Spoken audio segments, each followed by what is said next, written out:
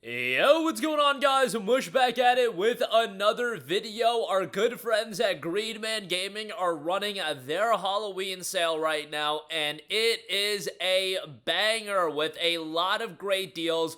We're gonna go over some of the great ones. We've also got an absolutely insane Steam game deal, a historic low on this title, and we'll kick things off with that. Then we got deals under $3, we got deals under $5 and under $10, all of that to go over, and this is really just scratching the surface of the Halloween sale that they're running.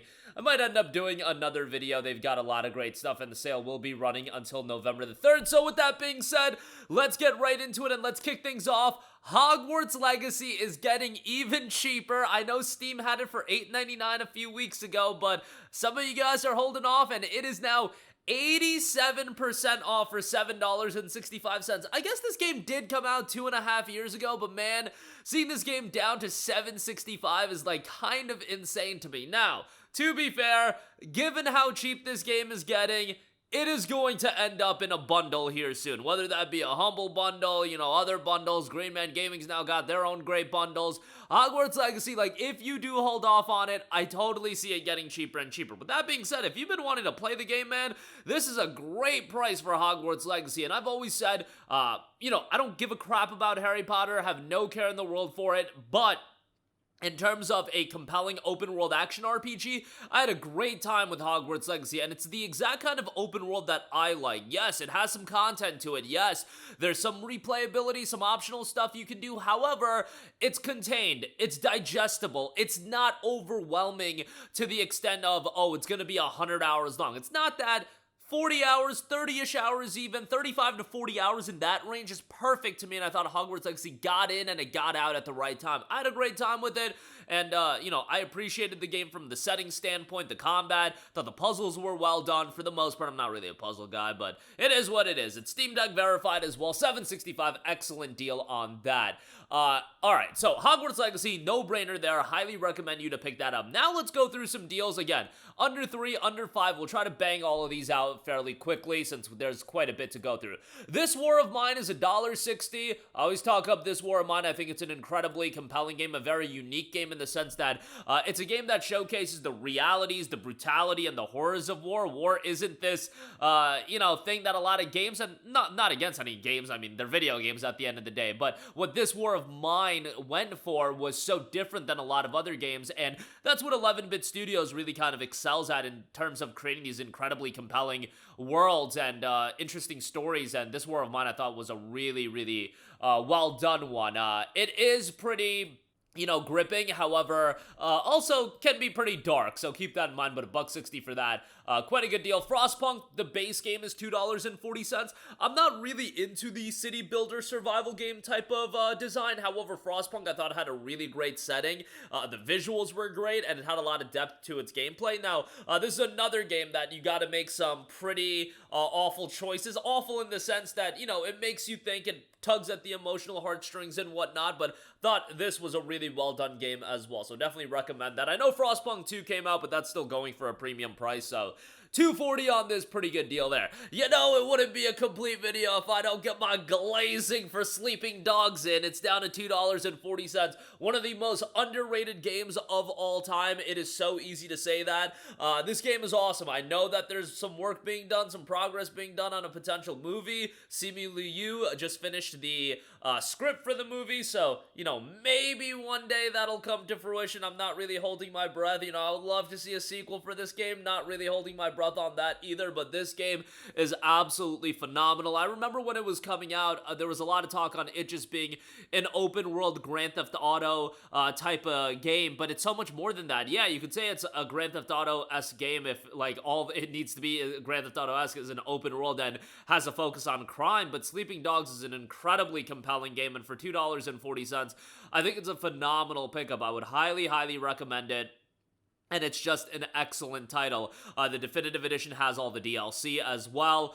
Fantastic game. And, everybody talks up Sleeping Dogs for the combat, the story. All that's great. This game has one of the most underrated soundtracks in gaming history as well. It's a great soundtrack $240. Again, phenomenal deal, highly recommended. Most of you guys have it at this point, but if you don't, you know, do yourself a favor and pick that up. All right, those are the games under $3 now, under $5. Castlevania Lords of Shadow Ultimate Edition is $4.68. I really dug Castlevania Lords of Shadow, man. I thought it was a really, really well done game in the sense that I thought the atmosphere was great. I thought the combat was pretty good. You know, it might be a little bit dated in this regard, but, you know, overall, had a good time with it. I remember the puzzles being pretty, you know, not blow away, but at least, you know, if I can solve them, anybody can solve them is what I say. But $4.68 on that, pretty good deal. And the visuals still look pretty decent, all things considered. So check that out. An underrated Castlevania game there. Tales of Zestiria is the one Tales of game that falls under the $5 price threshold right now. And I want to give this a shout just because, yes, I know it gets the rhetoric around it, and probably rightfully so, that it's the worst Tales of game of all time. And honestly, from the ones that I played, it probably is the worst one.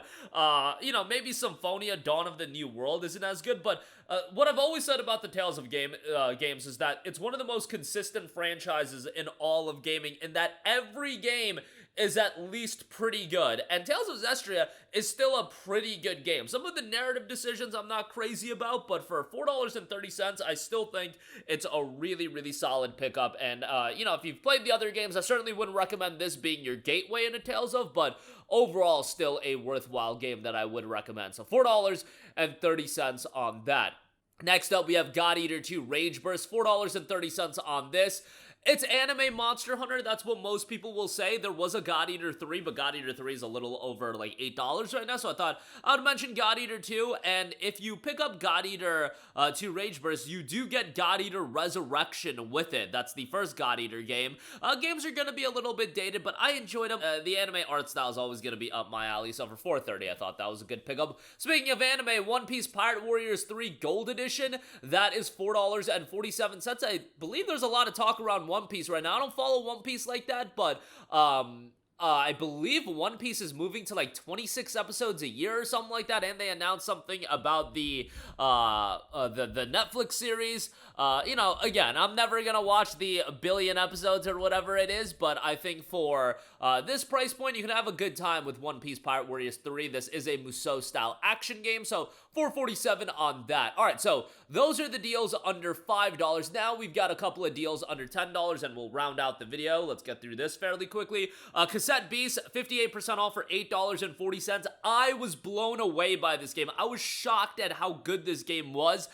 It's a creature collecting turn-based style of game. Or, you know, I don't know if creature collecting would be the correct term with how the game is structured, but you get the idea. It has such an amazing soundtrack, and that's the part that blew me away when I first started playing the game. The first, like, town that you're in has a great track, and then, like, the first boss battle, you're just like, oh my god, this soundtrack should not go this hard. But great game, great visual style, a lot of charm to it. $8.40 on that, great pickup there. Hopefully we do get a sequel at some point. Code Vein, $7.74.